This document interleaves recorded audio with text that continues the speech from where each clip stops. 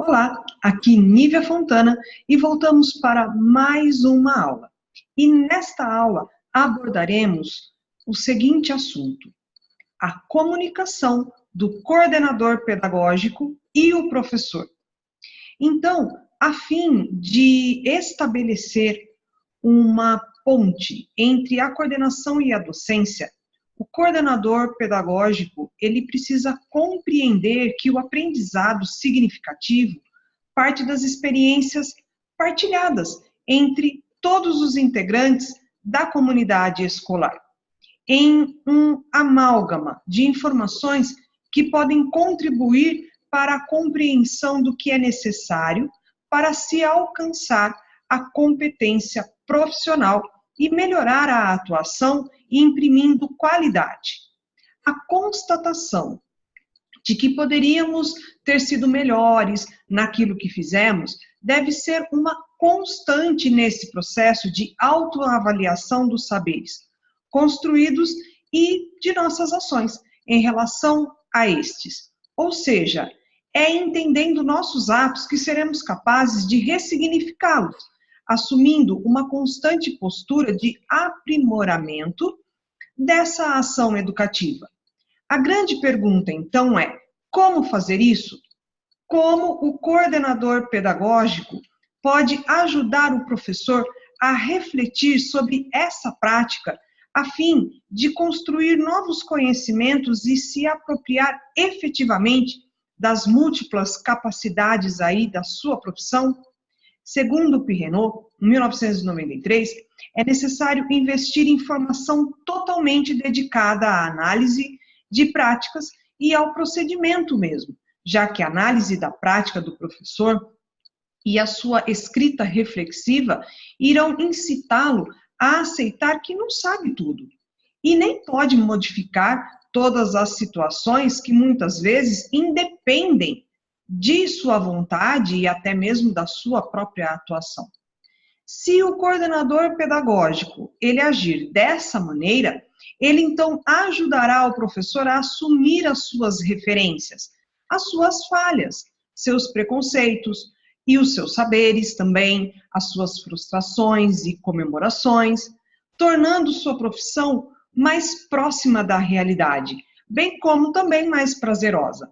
Essa, porém, não é uma tarefa fácil, pois a tendência do ser humano é rejeitar os defeitos e, principalmente, assumir os erros e supervalorizar esses erros. Mas, se o coordenador pedagógico colaborar com a oferta de palestras, apresentação de experiências e conversas informais, pode fazer compreender que a descrição de uma atividade e a crítica sobre a mesma contribui e não é um ponto, uma chamada de atenção, enfim, para que, então, esse professor, ele explicite os seus conflitos, mostre de fato os seus medos, seus desconhecimentos, inclusive, e se coloque como parte de um problema vivido na sua prática ali.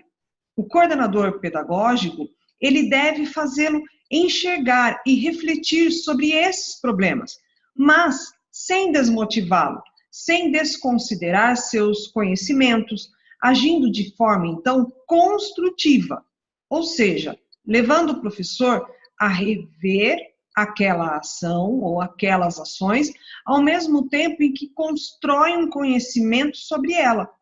Esse processo é referência para a construção de uma identidade profissional, reflexiva, inclusive, que atribui significado para grandes desafios, resolvendo problemas da prática, ao mesmo tempo que considera o que é essencial na mobilização dos conhecimentos teóricos, do saber prático, adquirido até mesmo pela experiência que o professor já tem, e até mesmo dos seus valores pessoais. A partir, então, dessa mobilização, pode o professor reconceitualizar toda a sua ação, seus saberes, seus valores. Isabel Alarcão, em seu texto, Reflexão Crítica do Pensamento, de Don Scon e os programas de formação dos professores evidenciam o seguinte: o papel formador não consiste tanto em ensinar, como em facilitar a aprendizagem, em ajudar a aprender, pois desempenha fundamentalmente 3 funções: abordar os problemas que a tarefa coloca, escolher na sua atuação as estratégias formativas que correspondem à personalidade e aos conhecimentos dos formandos com quem trabalha realmente e tentar estabelecer com eles uma relação propícia a essa aprendizagem. A coordenação pedagógica, então, ela pode fazer o questionamento, e isso se faz necessário. A nossa intervenção está auxiliando o professor a aprender sobre a sua prática?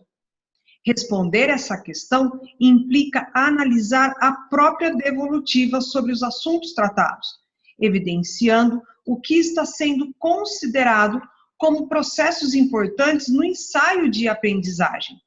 É importante ter consciência que só se aprimora a competência o coordenador pedagógico que pretende, então, favorecer a reflexão de seus professores, a partir da análise e reflexão sobre a sua própria prática.